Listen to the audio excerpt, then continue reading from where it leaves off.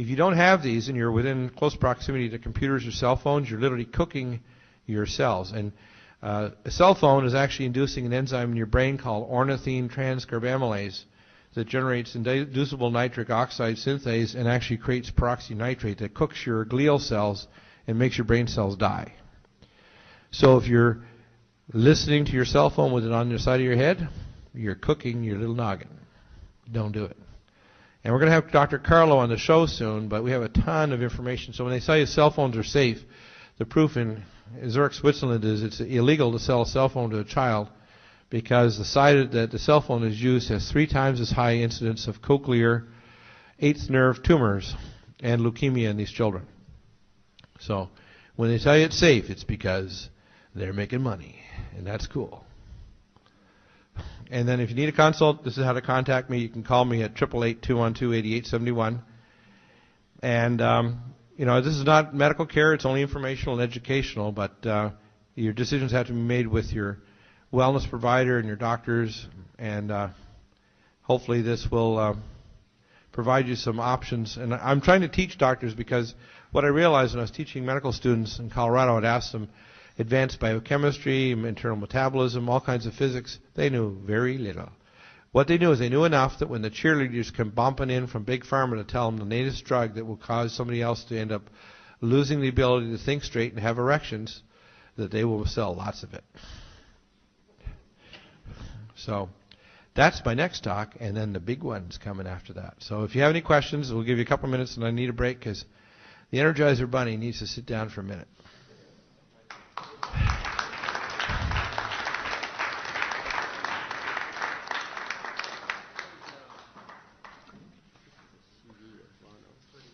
Oh, yeah. Cool. By the way,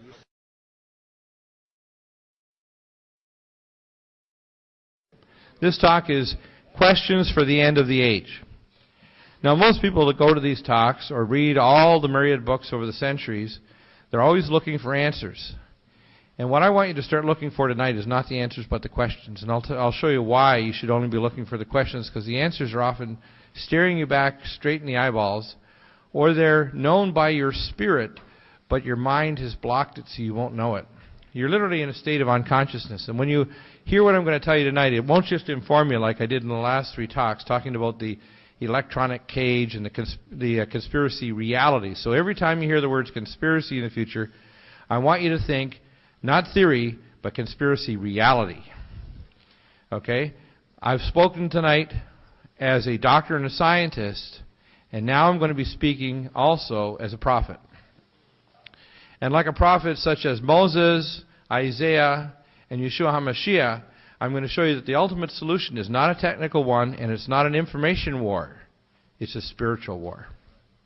Whether we're dealing with the Galactic Federation or whatever you want to say it is, it's the Russians, it's the Chinese, all of the problems are solved by asking the right questions, not the answers. The answers will become very evident very quickly. And that's what the problem is that we haven't faced that.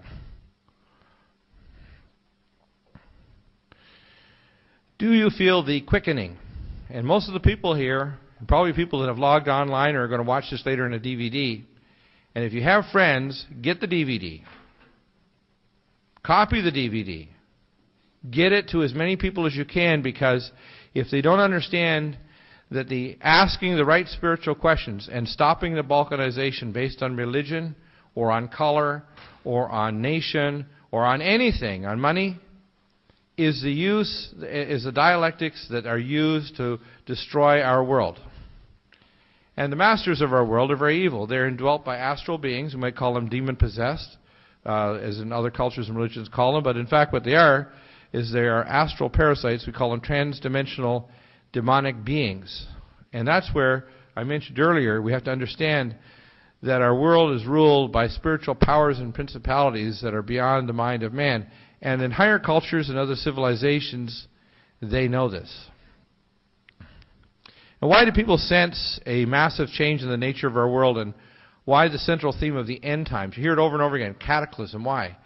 It's because all of our religions, all of our books, all of our histories have known deep within our DNA, within our psyche, we know that cataclysm is the very basis of the nature of our world. It's not an anomaly. to have a tsunami or to have a global pole shift or to have an ice age. It's actually the nature. Mankind has 23 genes that do not exist in any other mammal. We have origins that are not from this world. We are a very ancient being. And not only our physical body, but our spirit body, we are eternal. We are literally made in the image of the Most High God, whether we're a little child like my daughter was 14 with Down syndrome, or we're a grandmother, or we're a person that's black or brown or yellow, whatever, anywhere in the world. We also have to not only respect all human life, but all other life forms, because the biophotonic and the scalar energies that they generate literally allows our bodies and our world to exist. So when the great whales are being destroyed as they travel through their whale pathways, which our ships know, they won't change our shipping lanes, which they could move very easily because they are killing all the great whales. These frequencies that they generate actually generate a scalar hologram that allows our world to exist. So literally, the scalar matrix that allows like our body to exist, if you infuse the body with scalar energies from a directed energy weapon, or you shut off the normal scalar frequencies that allow your hologram, which makes your cells what you are and make you literally physically exist, you fall apart. And so our planet is dying. The coral reefs are dying. The oceans are becoming acid. We have 200 dead zones. There are now the ozone hole over Antarctica is the largest it has been in history. And then they want to blame global warming on us driving the gas-guzzling giants that the oil industry gives us, which is a lie, because we could have 100-mile-an-hour cars, we could have water engines, we could have Tesla engines. In fact, I talked to one gentleman who we'll be talking to later this spring. He's going in production here in California with a Tesla engine that has no moving parts. And I've actually got his patent, so it does exist in the U.S. Patent Office. There's all kinds of machines. If you look at Tom Bearden's work, zero-point energy is the very nature of the universe. Everything above the fourth dimension is part of the singularity. And the best way to think of it, think of the four lower dimensions as four strings, okay?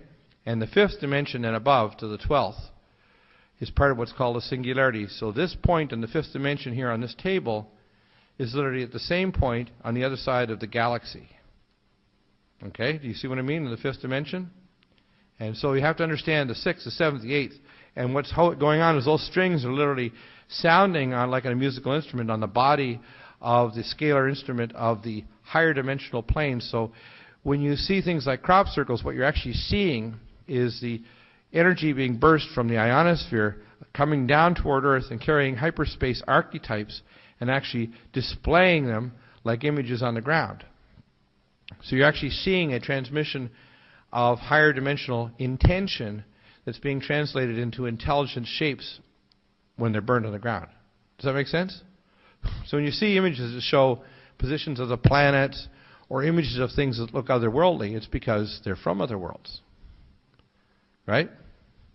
And the big thing of the apocalypse is the unveiling, is that we are not the center of the universe, that mankind is not the only sentient being, that the earth is not, you know, they used to say in Copernican ideas that the sun rotated around the earth. Well, I need to say that God does not rotate around man. There was a statement to be made tonight.